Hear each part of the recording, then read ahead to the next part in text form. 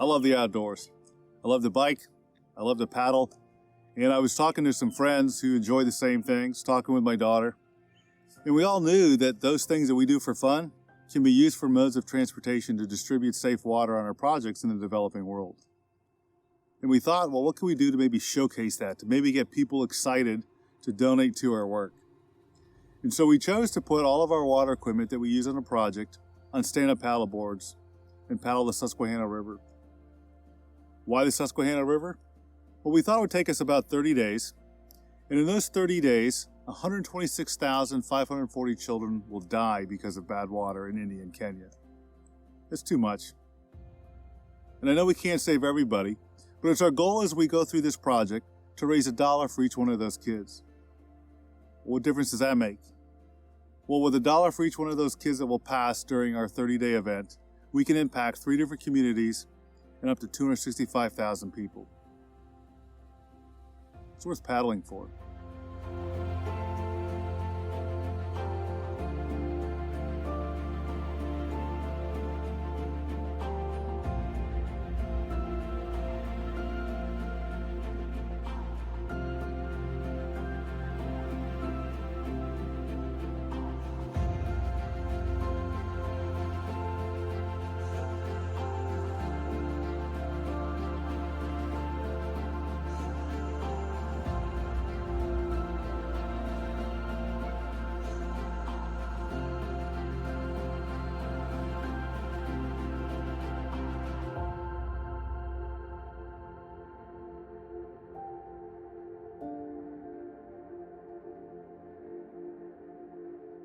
Well, my dad has a friend, Shannon Thomas, and they were talking about the different options of doing a project or a fundraiser to kind of help spread awareness. And Shannon actually stand-up paddleboards for fun, but also for competitive, I do believe. So he was like, well, why can't you do it on a stand-up paddleboard? And so my dad came home and we started talking about it, and I just thought, it's easy enough, or it sounded easy enough at the time, that it was kind of a no-brainer to do it.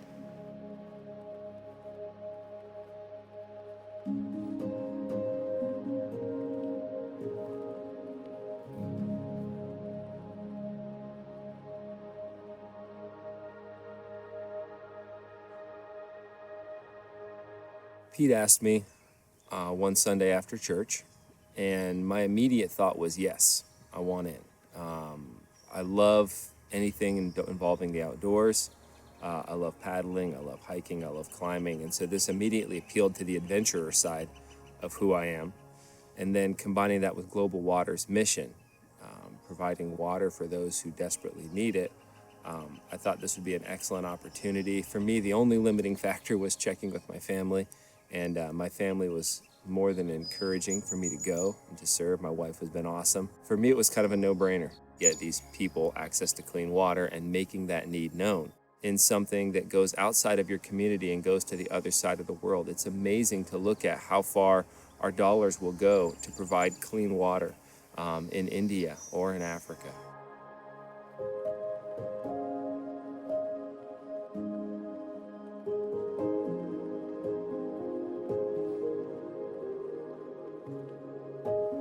During school, especially in nursing, you get to hear a lot about health disparities. You get to hear a lot about hurting people and need. But in school, your job is to be the student and just to study. And when I talked to Pete about this trip, and he showed me his vision and his dream for it and the people that would be reached, over 250,000, and really the practical change that was going to happen, and said that I could be a part of that, it was really, really refreshing after being stuck in a classroom for a couple of years to know that I could do something that is really gonna actually impact and help people now.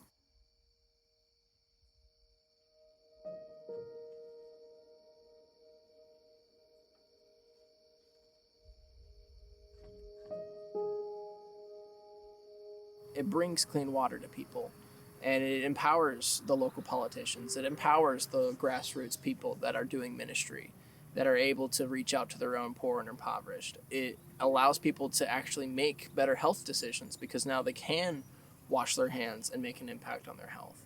they can have fewer parasites. And the bigger thing also is that it's allowing their own local economies to still flourish. We are not roughshotting local economies. We are bringing clean water to replace the bad water. They buy it for 2 rupees or whatever it is, their local currency. We're supplying it for the same exact thing. We're trying to allow their local economic practices to still flourish and thrive. It's not an American thing. This is just a global water thing.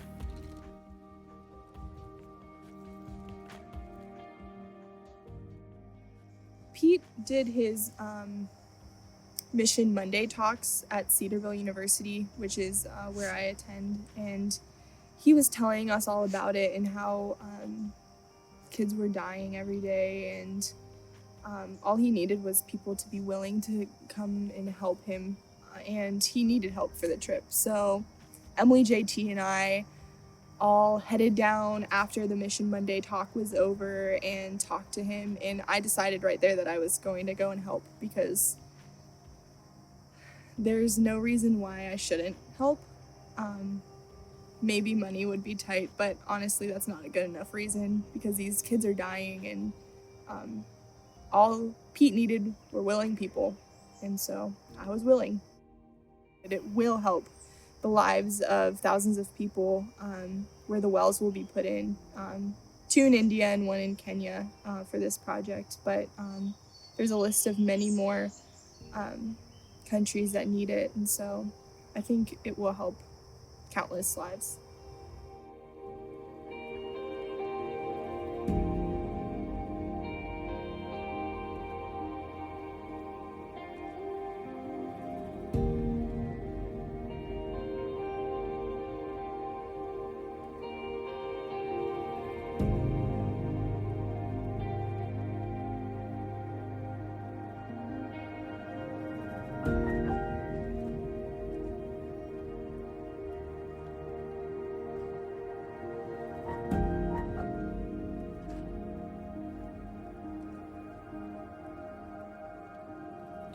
As I thought about India and Kenya, they have access to water. Where project sites are at, they're rivers just like the Susquehanna here. Their problem is the same as our problem. As we paddle along this river, there's trash along this river. This water is not safe to drink. We haven't met anybody that would drink water from this river. In fact, we've met some that won't even go in the river anymore. But in America, we have the capacity, city water and sewer, to render it safe in tremendous capacities. In the developing world, they don't have that privilege. They can enjoy the benefits as I did growing up. I didn't get sick from the water. I turned the tap on and there was safe water. What we want to do is take water, just like I'm sitting here tonight, in my hometown that I never thought I'd come back to 30 years later to help humanity. But to take their water, render it safe, and allow them a small portion of the life that I grew up.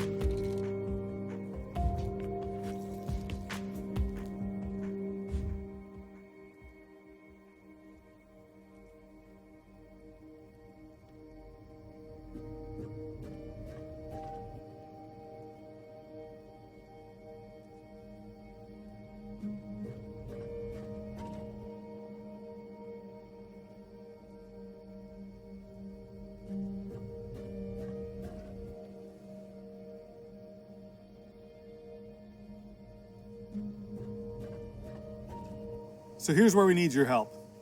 You can help us honor those 126,500 children that have passed away during our adventure. You can go to globalwaterconsortium.org, click on the Donate Here button, click on the hashtag SUP4Water and donate $1. In doing that, in us reaching the goal of $126,500, we can help impact up to 265,000 people with safe water in India and Kenya. That's why this team's given up a month of their summer to showcase this equipment and to help impact the lives of humanity. Join us in this effort.